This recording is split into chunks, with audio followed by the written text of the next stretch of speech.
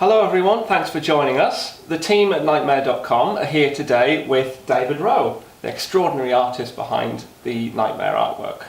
So David, for those of us that maybe haven't seen any of your presentations before or have yet to buy your fabulous book, which we'll talk about later, maybe you could walk us through the introduction to how you got involved in Knightmare?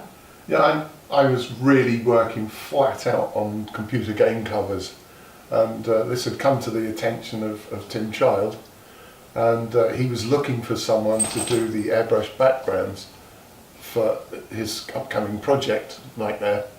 He wanted to put a pilot together. So he rang Paula Byrne at Melbourne House, and I just happened to be coming in that day with delivering a cover artwork for Way of the Exploding Fist 2. I beetled off straight up to Norwich with my portfolio and showed it to Tim Child and the studio manager and Sally Freeman, and they said, yes, this is what we're after. So they commissioned a very short piece where I produced the artwork for a pilot, and that was enough to trigger the series offer, so the contracts were all signed. So David, can you tell us a little bit about the extent to which you're involved in Knightmare? Yeah, well, I was asked to do all the dungeon room backgrounds, which filled the first 3 series of Knightmare, and the original commission was for 31 illustrations. They're at least A2 in size, to be done in record time. So it was a really exhilarating time of my life, you know, really very focused and concentrated experience. And what about the later commissions? How are you later involved? I did, for series 4, I did what I called castle consultancy.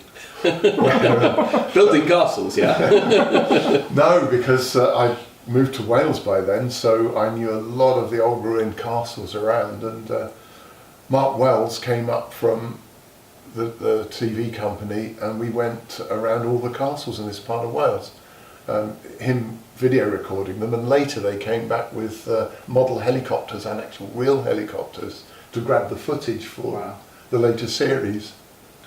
And you were involved in Geek Week, as the Geek Week episode as well? Yeah, Tim called me and asked for some shots or rooms for Knightmare, including Lord Fear's dungeon, and they wanted close-up shots as well. And as a big departure from all the airbrush stuff I'd done, I just digitised the actual scene that was shown in the original series, and then worked on it in Photoshop, and I built the columns in the close-up in Lightwave 3D program, which I heavily textured. Things have moved on somewhat from the days of airbrushing.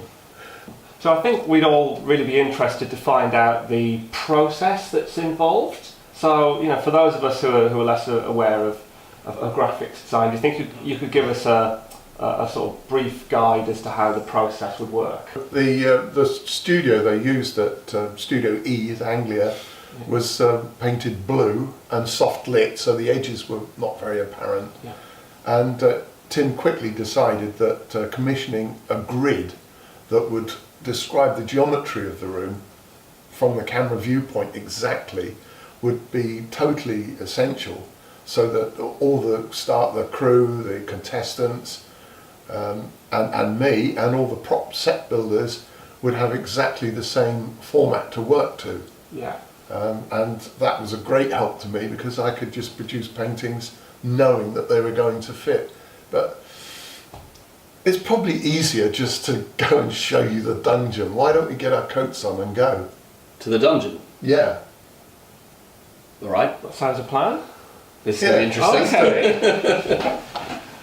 Coats on. Okay. The old dungeon's a bit.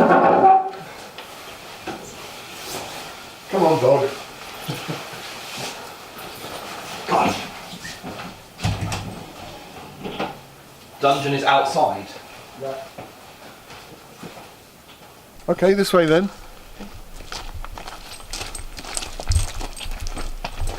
So the dungeon's in your garden, or an entrance to the dungeon is in your garden? That's right. Okay. You have to hold your breath and blink 3 times. Here we are. Okay, through here.